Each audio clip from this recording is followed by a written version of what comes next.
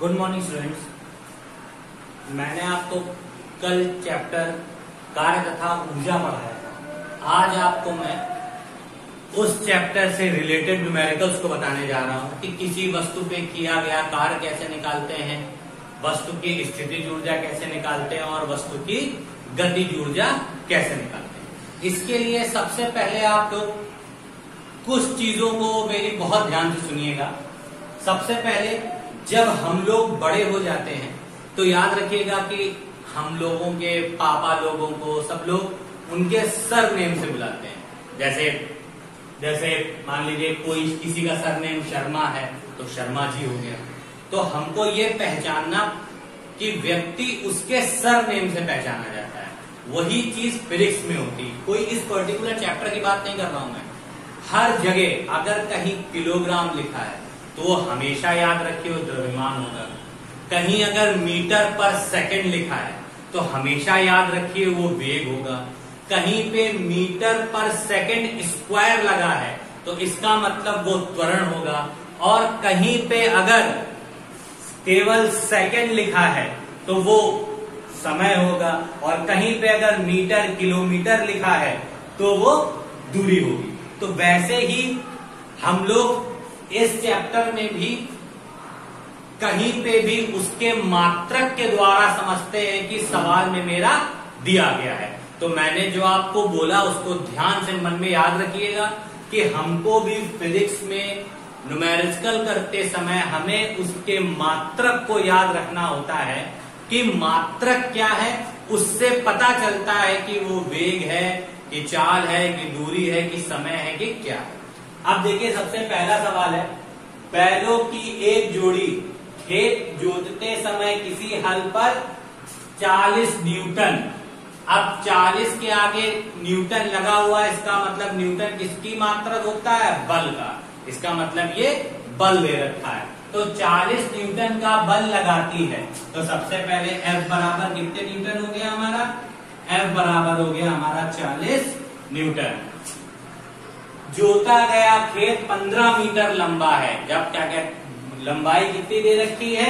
15 metre. याद रखिए हम लोग किसी वस्तु की लंबाई को उसकी ऊंचाई या उसकी दूरी के नाम से भी जानते हैं। कई बार हम उसको ऊंचाई के फॉर्म में लेते हैं और कई बार दूरी के फॉर्म में लेते हैं। दूरी के फॉर्म में क्यों लिया जाता है? क्योंकि जब बैल खेत को जोतता है तो वो पूरे खेत की दूरी तय करता है, इसीलिए उसको हम दूरी के फॉर्म में ले सकते हैं। इसलिए मैंने इसको एस लिया,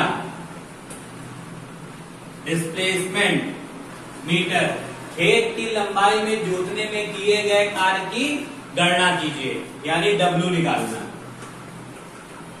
देखिए सिंपल सा एक हमने फॉर्मूला बताया था आपको, W बराबर F इंटू S, यानी कार्य बराबर बल गुणे विस्थापन, यानी W बराबर F इंटू S। अब F कितना है? 40 और S कितना है? 15। अब ये एक चीज और याद रखिए, आप लोग सवाल को करते समय इसके बगल में इसकी यूनिट भी लिख लिया करिए, तो सवाल में गलती कम होगी और आपके मार्क्स एक भी नहीं घटेंगे। जैसे देखिए 40 के बगल में मैंने n था तो न्यूटन लिख दिया, इसके बगल में m था तो इसमें हमने मीटर लिख दिया। संख्या का गुणा कर दीजिए, 15 चौको 60, यानी 600 न्यूटन मीटर। ठीक है, तो W बराबर क्या आ गया? 600 न्यूटन मीटर। इसको जूल भी बोलते हैं, तो लिख सकते हैं W बराबर 600 जूल। ये मेरा पहला आंसर हो गया। कोई दिक्कत तो नहीं बच्चों? इजी था। फॉर्मूले पता होंगे तो हम लोग सारे सम्स को इजीली सॉल्व कर सकते हैं। अब दूसरा देखिए, 40 किलोग्राम लगा हुआ है, इसका मतलब ये क्या दे रखा है? द्रव्यमान। तो M बराबर मैंने क्या लिख दिया? 40 किलोग्राम। द्रव्यमान के पिंड को धरती से 5 मीटर की ऊंचाई पे उठाया जाता है, यानी पहले कोई वस्तु धरती पे ये रखी होगी, इसको 5 मीटर की ऊंचाई पे क्या कर दिया जाता है? उठा दिया जाता है। तो H बराबर कितना हो गया हमारा? 5 मीटर। इसमें स्थितिज ऊर्जा बराबर क्या होता है, U। U की हमको क्या करनी है, गणना करनी है। अच्छा, हमें स्थितिज ऊर्जा का फॉर्मूला पता होना चाहिए। स्थितिज ऊर्जा बराबर क्या होता है, U बराबर M into G into H। अब देखिए M हमको पता है, H हमको पता है, G नहीं पता।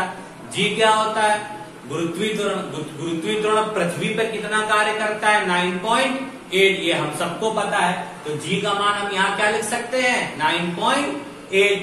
तो देखिए M की जगह पे मैंने 40 रखा, G का मान हमको पता है 9.8, इसलिए 9.8 रखा। H हमारा दे रखा है 5, हमने इसलिए इसको 5 में लिखा, 5 लिखा। अब देखिए आप इसको गुणा करिए। सबसे पहले 5 का मैंने 40 में मल्टीप्लाई कर दिया। मल्टीप्लाई आप किसी भी संख्या का किसी में भी कर सकते हैं, पर हमने डिजिट को छोटा करने के लिए, जिससे हमें मल्टीप्लाई में प्रॉब्लम ना हो, तो मैंने 5 4 जा 20 यानी 200 आ गया, 9.8। अब देखिए, अब हमने इस पे क्या किया, 200 में 9.8 का जब मल्टीप्लाई करेंगे तो सबसे पहले 2 जीरो तो पीछे लगा दीजिए, क्योंकि ये 2 जीरो तो पीछे आएंगे ही आएंगे। 2 का मल्टीप्लाई 9.8 में कर दीजिए, 2 8 जा 16, 2 9 जा 18 एंड 1 19, ये आ गया। और डेसिमल कितने डिजिट के बाद लगा है, 1, तो डेसिमल मैंने ये लगाया, ये डिजिट कट गई, तो 196060, ये मेरा क्या हो गया, आंसर। कोई दिक्कत तो नहीं, ये हमारी आ गई क्या, स्थितिज ऊर्जा। अब अगला देखिए हमारा क्या है, 20 किलोग्राम द्रव्यमान के पिंड पर आरोपित बल से इसके संवेग को 5 मीटर पर सेकंड से 2 मीटर पर सेकंड में परिवर्तित कर दिया जाता है। मतलब क्या होता है, कोई चीज बहुत तेजी से गति कर रही होती है, हम उस पर किसी तरीके का बल, चाहे वो ब्रेक के द्वारा आरोपित किया जाए या उस वस्तु को खींच के आरोपित किया जाए, तो उसका बल हम इतने से, उसका वेग हम इतने से इतना कर देते हैं।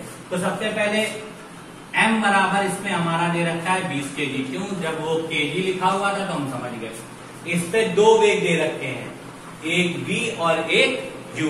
तो इसमें क्या होता है कि हमको वेग वस्तु का परिवर्तित हो रहा है, ठीक है। आप लोग इसमें याद रखिएगा, वेग वस्तु का हमेशा क्या हो रहा है, परिवर्तित हो रहा है। यानी पहले वेग ये था और बाद में वेग ये हो गया, तो ये मेरा प्रारंभिक वेग हो गया और ये मेरा अंतिम वेग हो गया। क्यों, वस्तु पहले 5 मीटर पर सेकंड स्क्वायर से रन कर रही थी, किसी वजह से हमने उस पर फोर्स लगाया तो उसका वेग कम हो गया।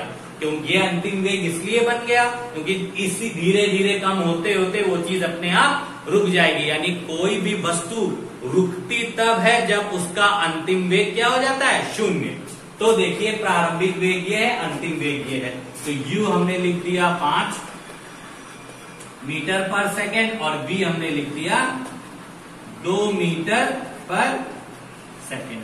अब देखिए आरोपित बल की गणना कीजिए। याद रखिए, बल जो होता है, किसी भी वस्तु पे लगाया गया बल हमेशा उसकी ऊर्जा को दर्शाता है, ठीक है। ऊर्जा का मतलब क्या होता है, अगर हम किसी बहुत तेज वस्तु कोई गति कर रहे हैं, उस पर हम बल लगाकर उसकी स्पीड को कम कर देते हैं, तो इसका मतलब उसकी ऊर्जा में कमी हो जाती है। अगर कोई वस्तु धीरे धीरे गति कर रही है, उसको हम बहुत तेजी से धक्का दे देते हैं, तो इसका मतलब बल द्वारा हम उसकी गतिज ऊर्जा को बढ़ा देते हैं। तो बल लगाने से वस्तु की ऊर्जा में कमी या बढ़ोतरी होती है। तो हमेशा याद रखिए, इसमें कौन सी ऊर्जा में बढ़ोतरी होगी, चूंकि वस्तु गति कर रहा है इसलिए इसमें गतिज ऊर्जा में ही बढ़ोतरी होगी। तो सबसे पहले गतिज ऊर्जा एक बार प्रारंभिक वेग के साथ निकाल लें, फिर गतिज ऊर्जा एक बार अंतिम वेग के साथ निकाल लें, फिर दोनों को आपस में घटा दें। सिंपल सा तरीका। तो प्रारंभिक ऊर्जा निकाल लें इसकी, प्रारंभिक गतिज ऊर्जा हाफ m, यहाँ पे u स्क्वायर आ जाएगा। v स्क्वायर की जगह हमारे यहाँ पे क्या आ जाएगा, u स्क्वायर। क्यों, हम बात प्रारंभिक वेग की कर रहे हैं।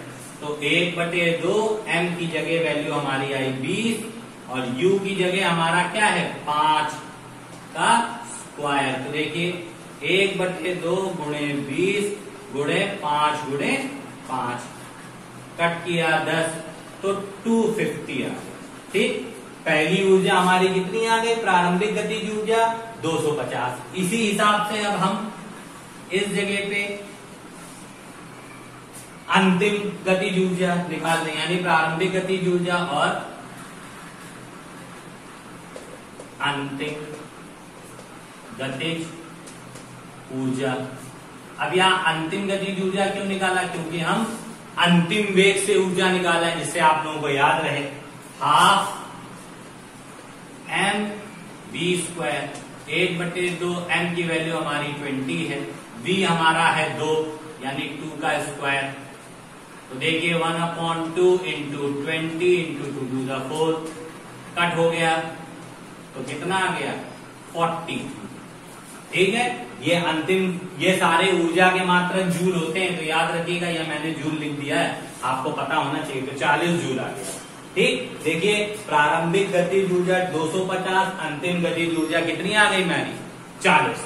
तो परिणामी ऊर्जा कितने भी किए गए कार्य की गणना अगर हम करें तो कार्य बराबर क्या हो गया हमारा, ये अंतिम गतिज ऊर्जा माइनस प्रारंभिक गतिज ऊर्जा। हमेशा याद रखिए किया गया कार्य क्या दिखाता है, अंतिम गतिज ऊर्जा माइनस प्रारंभिक गतिज ऊर्जा, यानी 40 माइनस 250 यानी कितना माइनस का 210 जूल। आप देखिए ये माइनस में वैल्यू क्यों आई, तब जब कभी भी ऊर्जा का ह्रास होता है यानी ऊर्जा में कमी होती है तो हमेशा वो निगेटिव में आती है, इसीलिए यहाँ पे माइनस का 210 आया। तो मैंने आपको बताया, जो मेन चीज याद रखिए, जब कभी भी दो वेग दे रखे हो तो पहले वेग से गतिज ऊर्जा निकाल लीजिए हाफ mv², अगर पहला है तो mu² रखिए, दूसरे वेग से गतिज ऊर्जा निकाल लीजिए mv² है क्योंकि अंतिम वेग है।